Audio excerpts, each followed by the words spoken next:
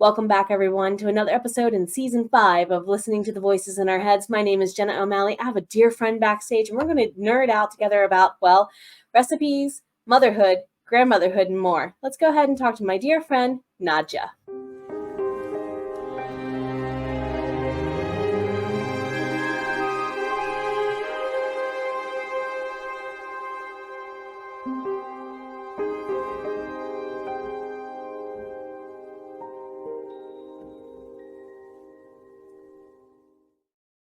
Welcome on in to Listening to the Voices in Our Heads, Nadja. How are you, my friend? I'm fine, Jenna. How are you doing today? Great. And I was telling her this before we started. Her view is gorgeous. Absolutely gorgeous. So we might see some sunsetting going on in the background, and the view might change accordingly. Enjoy with us, everyone. So before we get too much further into our conversation, introduce yourself to my friends in chat if you don't mind. Not a problem. My name is Nadja Maril, and I'm a writer, and I write many different things. I'm also a poet, and I've been a newspaper writer, journalist, editor, done website content, help people with news releases and marketing, because those are the kind of things that pay the bills. And I'm very proud to announce that this fall I've had 2 books come out. And one is a collection of poetry and short essays. And the other is republishing of a small children's book that I illustrated myself. And that is for a cause. One of my grandsons had a very rare diagnosis of a lung cancer. And so all of the royalties from that book, I'm putting in for research to the registry that studies that type of cancer. So I've been very busy, and I also am a big blogger. So I blog once a week, and I'm also a member of a poetry and short form collective. So that also is another enterprise going. Wow, so you are like the grandma of short fiction and nonfiction with the essays, it even sounds like, right? Well, I also am working on a novel as well, but I really like short fiction and short nonfiction, and I think it very much strengthens your writing capability. I'm a former high school English teacher. I 3000% agree with that. You got to be good at both to get good at the other. It's one is your right hand, one is your left hand in some regards with the fiction, nonfiction. So totally agreed. Ah, love it, love it, love it. So for shorter fiction, what methods and techniques do you follow most? Maybe I assume poetries and essays might be different, but you even mentioned some other like marketing types that I imagine. Yes. But that's work. That's things that pay the bills. But as far as short form creative nonfiction, another part of my past of paying the bills is for many years I was an antiques dealer. And I am the author of 2 highly consulted reference books on antique American lighting. So in my past, I have a connection with objects. So one little project that I thought was interesting to take on that has generated some very good work is just focus on an object that has some meaning. As an antiques dealer, I would learn a lot from customers, clients coming in, things that they were looking for from their past. Maybe they had a favorite toy that they remember that their parents gave away, and they're looking Or to like find half it. an earring set, stuff like that. Yes. And then the interesting stories that go with those pieces. And so one thing is you could just take a piece. Another thing would be think in terms of music. A song that you would bring to mind memories? Sheet And music, albums. Oh my goodness, yes. And then, of course, we were talking about recipes and cooking. And the title of my chapbook with the poems and essays is called Recipes from My Garden. And it's not a literal so much recipe book as it is an approach, a point of view at looking at things. And it also interspersed in those stories about food and poetry, there are recipes. But food is powerful as far as remembering and describing the colors, the textures. So you can do a lot with that. You bring up food there. One of my characters is a cook, and almost always the second I start thinking of what is she cooking, it starts smelling like my grandmother's kitchen. She was an old Southern style cook. So yes, you're right. It ignites the senses in ways that other things just symbolically don't. Yes. So that's, I always want to remind myself to, when I'm going back over revising and proofing things, to access all those senses, all the five senses. People have a tendency, writers, especially beginning writers, they may only focus on one thing, such as how things look, and forget about maybe how it sounds. Very true. Most people don't experience the world in a sense-based vacuum where it's just one. Very true. Very true. So with that, how is writing like following a recipe then, since we went that direction? So now, when I'm talking about recipes, I don't usually, I love to read cookbooks, traditional cookbooks, because they give me some good ideas. But I generally, when I'm cooking, I'm not too exact with how much I put of various ingredients, unless it's a baking project, which requires chemistry as far as the proportions.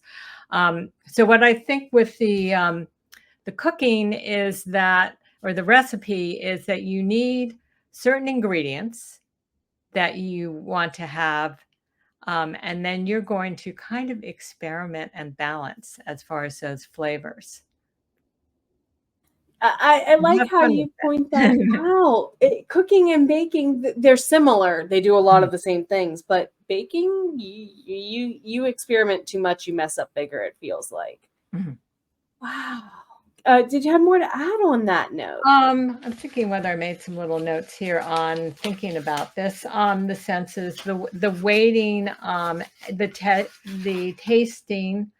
Um, Today I was reading. So I say a blog, and I also like to read other people's work and see what other people are up to. And I encountered a cooking blog where the gentleman was talking about making a cheese sauce. And he was talking about using the pan that he already just used to fry some chicken in to make some sauce, and just letting those, taking advantage of those flavors in the pan. So that's, sometimes you have to improvise. This is something recalling me to something I told an editing client myself. I had suggested she cut a scene and save it for Mhm. another book, and she's like, "No, I'll just delete it." I'm like, "You could use it elsewhere." Kind of like with Yeah. the Yeah. chicken Yeah. flavoring. I love that so much. And then, what do you do in the kitchen to make you a more efficient writer? Like, do you food prep? What kind of tips even would you give to share others on that foundation? Well, I'm like you with not wanting to waste things. So if you've got something good, maybe you can't use it in that particular project, but you could set it aside and use it elsewhere, um, and recombine it into something else and save yourself some time. So I had a party with some friends the other night, and I made a salad with orzo, and let's see, I did some chopped scallions and red peppers and some cherry tomatoes from the garden. And I didn't use it all up. So I had quite a bit left. And so last night, well, orzo is a pasta. So then I made a fresh tomato sauce with some little meatballs, and I just heated that orzo up, that other salad, and I just dumped it on top of it. So that would be a thing of recombining and not wasting things. My mom used to do that on purpose sometimes. Like if she knew she had a lunch, like where she was off, let me make a little extra so I have lunch. It's like, love that. Yes. So the old phrasing goes, you need to crack a few eggs to bake a cake. What was comparatively the biggest egg you had to crack as an author or a writer to be able to do what you do today? Because it sounds like you've done the gambit, and I didn't even realize that, because now I have more questions I want to ask you. Well, the biggest egg I've had to crack is just don't be afraid to take on a challenge of something. So I always had a dream when I was a freelance writer, and I would write feature articles about antiques and decorating. And at one time I was an art dealer. My dad was an artist. And so I gravitated towards writing about these things. And back, and this is 20 years ago, back when magazines were more profitable and had advertising dollars, you'd have to pitch, and you still do. You need to pitch stories. And it got very annoying to have to pitch stories all the time, because you find yourself spending more time pitching than maybe you would be writing the story itself. So I had a dream. Oh, if only I was an editor, and then I could decide which stories are the stories that should be published. Well, that dream came true, because I was asked to substitute. An editor left Original Magazine where I live in Annapolis, and the publisher, because I had been a contributor and I was on the list of possible people that could step in, she needed somebody to step in and take over. Well, she made a nationwide search for the editor.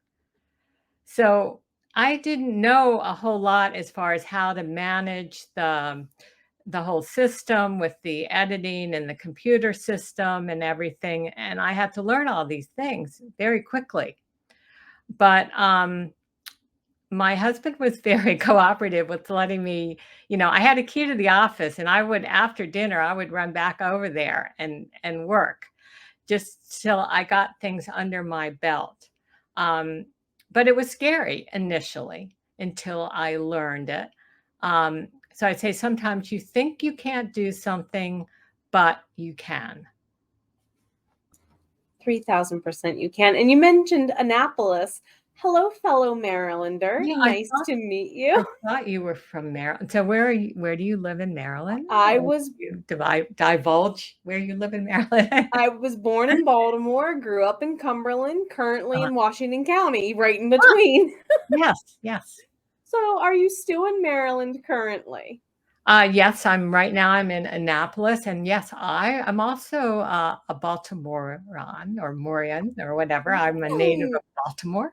Yes. What area, might I ask? So the northwest corner of the city, a neighborhood called Mount Washington is where I grew up. Yes, I had family who lived on that side. We were Inner Harbor, so we were right down near Little Italy, where all the festivals were. Yeah, that's wonderful. All the food is.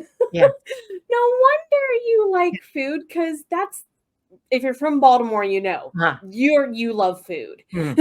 There's so much to eat in that city in one square block. Oh, goodness. So your love of food makes 3,000% more sense to me, for sure now. So may I ask what publishing company, if you're allowed to say?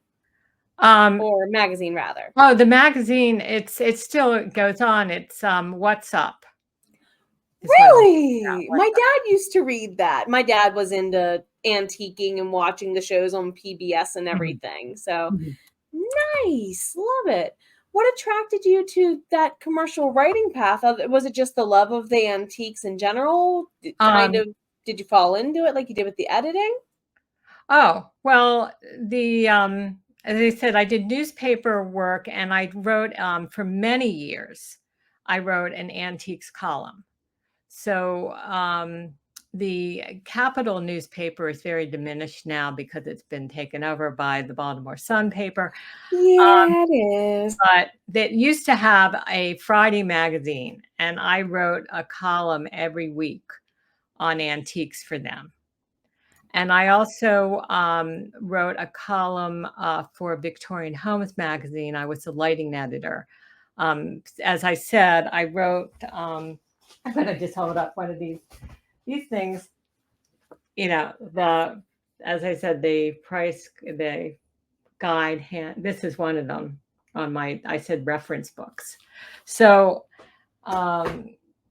so I did that. And then as I said, I did the freelance and then I had the steady job. I became the editor-in-chief of the What's Up magazine group. So we, under my leadership, we had expanded from What's Up Annapolis to What's Up Eastern Shore. They had What's Up Weddings. Let's see. Now they have a Western edition as well. But various things have happened to me in my life. And I had a terrible horseback riding accident. And I'm so sorry. I was thrown from a horse in 2011 and I lost my job. So that laid me up for a while. And then I was the editor of another regional magazine that was launched called Chesapeake Taste. And that was Wow. It's like I know these because I live in the area, but wow, congratulations. Yeah. So that Chesapeake Taste is part of the group with Chesapeake Family magazine, which you probably heard of. And so then after that, I was just doing more freelance specialty work for people with their websites and marketing on the side. But at that point in time, after the riding accident, I really wanted to focus on the creative and just write short stories, work on a novel. So that's the direction. And then in 2020, I went and got a master's degree, an MFA. From where, might I ask? Well, low residency from the University of Maine, Southern Maine, the Stone Coast. Stone Coast is one of the leading programs in low residence MFA. My father-in-law lives outside of Bangor. It was one of the programs that if I ever went for an MFA, we could go move with him for a year and I could get the program cheaper is what I always said I would consider if I moved to Maine. So, wow, that's amazing. But because they have this low residency program. Yes, they do. So you just go for 10 days every 6 months and everything else is done. You email back and forth with your mentor. You take on your various projects so you can keep on working or taking care of your family or whatever you're up to. I love those programs. They are so beneficial, not just for the school, but also for students for various reasons. Definitely consider looking into such programs if you enjoy the travel too. So how could someone enter the commercial writing arena even today if they wanted to follow other publishing paths in the past, like indie, and wanted to be more hybrid? So I did want to clarify when you said the commercial writing, are you speaking of doing website content? Sure. Or you're talking, because probably the best opportunities are going to be to through advertising yourself on LinkedIn and seeing what is available as far as because a lot of they're always hitting me up with opportunities, there's a lot of remote work that can be done in the editing world. So I would say that. I mean, I do a lot. I'm contributing editor to I'm part of Old Scratch Press, which is we're a collective, and that's how my poetry and short essay book was published.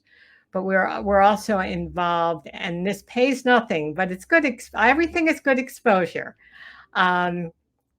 We put out Instant Noodles, which is a quarterly online magazine.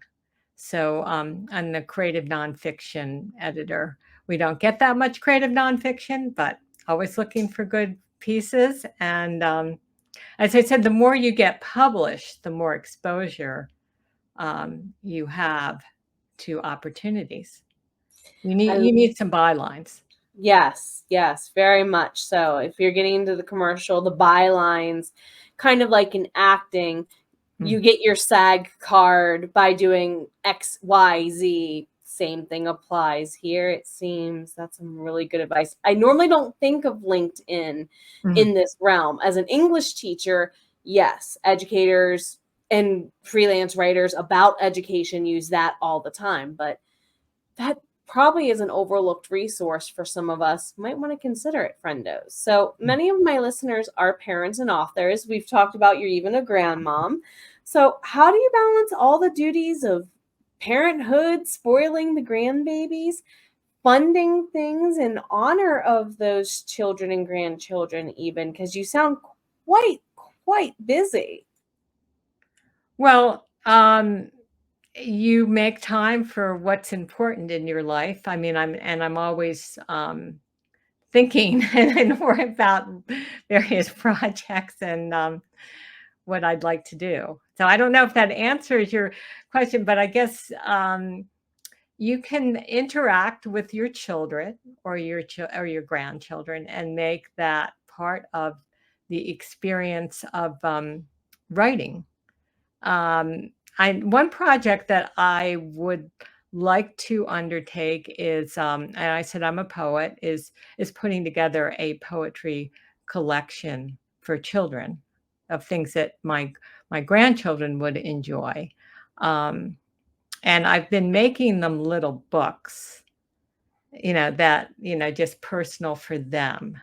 So that this is something that it's so fun to get the reaction of, putting their picture in a book and seeing them like I'm in a book, and it's it's so special. So I think you start there, and make your own books, and then if you like what you make, then you can go to the next step of getting it professionally laid out.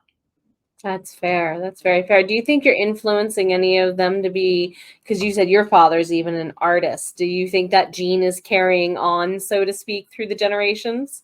Well, I think, yes, they're all, I know the 9-year-old and the 6-year-old are definitely, artistically gifted, but I think a lot of children, they have the freedom. They're not censoring what they want to do. I think the key words there are freedom and non-censored. Yes. You're right. Yes. Yes. Oh, love it so much. From the mouth of babes, we often get reminded why we're doing this in the first place. So, do you think the term book baby is therefore appropriate, having raised children yourself? How so? Why not? Well, I think that anytime we put creative energy into something, it becomes a part of us. And certainly a baby doesn't even have to be your biological baby. It could be an adopted child. Or as I like to say, I hate that word step. So I like to use the word bonus child. Yeah. but putting, the time and thought and the interaction, you are creating something. So in that respect, it is like a book that you're sharing. And I think we writers, we are using words to communicate and share, our perceptions and our thoughts about things. And we try to do it as if we're that child with the freedom and the unopinionated version of self to do so. Oh, just you're making me think of my dad a little bit, because he was the same way in the world. He would say the same thing: tell your story, own it, love it. So what is one project, though, you wish you could redo, if any? Gee, I don't know about redoing a project other than saying, I wish I had started earlier. Agreed. I think I was discouraged. Here, I waited late in life to go get an MFA. And I'm not saying that I wasn't, a somewhat successful writer before I achieved that, but it just gave me more tools and more connections with other fellow writers in the being part of a writing community. Those are all important things. But I was kind of arrogant when I was in my 20s, that I was, my mother said, she was an English major and she shared a love of poetry, but she was sort of like, you don't need, you just need to have the experience. You don't need to get a master's.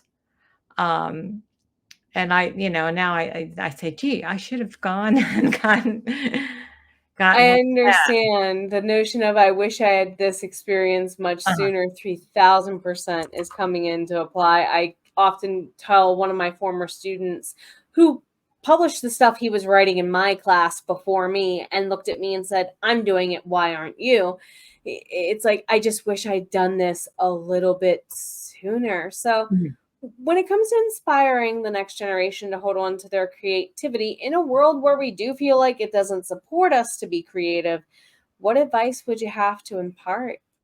Well, first off, I'm going to say it's never too late to older people watching this, but younger people, I'm going to be cautionary about that artificial intelligence, because I know everybody is embracing it and it gives you wonderful shortcuts. I'm going to be the first person to say, as a blogger, it does have its uses as far as coming up with some illustrations. It will create illustrations for you. It will proofread your work and it will make some suggestions. And sometimes you don't have somebody around to proof, and they may just tell you a few things like add some more headers, or you need a transition here. And it's kind of I'm kind of angry, like, what, a computer is telling me this? But then again, take advice and wherever it comes from and make use of it. But please don't rely on artificial intelligence to come up with your ideas. That's one of the reasons why I left teaching. I was tired of grading AI essays that clearly these children did not write, because I would look at them and say, what does contemptuous even mean? You used it 3 times in your essay. What does it mean? Yeah, I'm sorry. Like they used to tell us about the TI-83 calculators. You really should know the math behind what the calculator is doing for you. I would rather Rosie from the Jetsons. Thank you.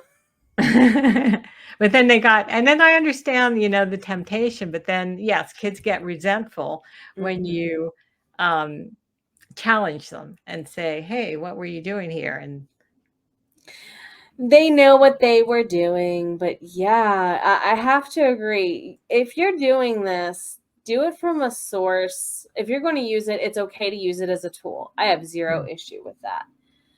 Don't let it think for you. Don't let it create for you, in my opinion. So any questions you would have for me, or anything you would like to add before we wrap up and wind down, my friend? Oh, well, I'm interested in the editing work that you do. I actually, as a public ed teacher, some teachers keep their waitressing job after college to make up the financial deficit. I went into publishing freelance with a couple of different, not big publishers, but other publishers, mostly kind of a situation of, hey, so-and-so went on maternity leave, they broke their foot, had an accident, someone had to step in on a project is kind of what I did to get my foot in the door. And I just did that freelance to pay the bills outside of teaching for years. And then 2020 happened. Suddenly I'm home all the time. I don't have a 3-hour round trip commute from Cumberland, Maryland to the Eastern Panhandle of West Virginia to teach.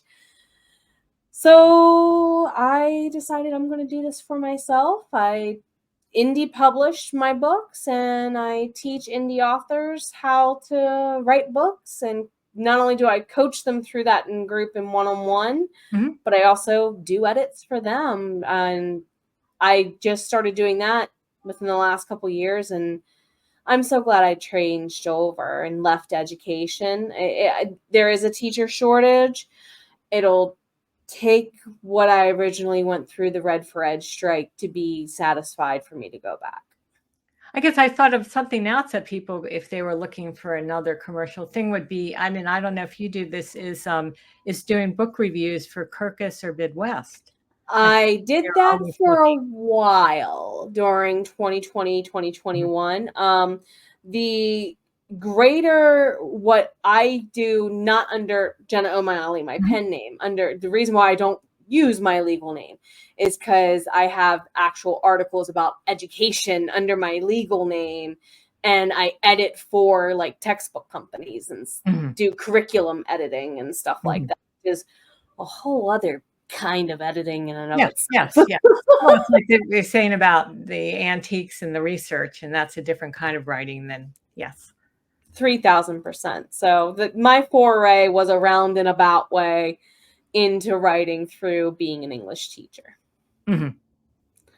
So awesome. And did you have any other things to add? Otherwise, we'll get into your outro, my friend. Okay. No, I guess I don't have anything else to add. I'm just thinking. Awesome.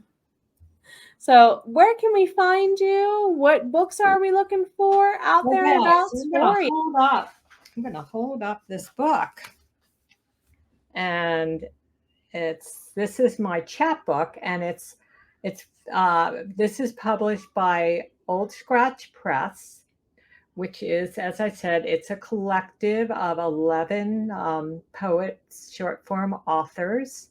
We proof each other's work, and then we are sponsored by Cross Currents Press. And this book only sells for $8.95, so under $9. You have a nice little book, which is, I know I'm going to talk it up because I wrote it, but people are telling me that they're reading it more than once and they enjoy reading it. Before they go to sleep, they'll read a poem or they'll read a short essay. It's would be considered quiet memoir.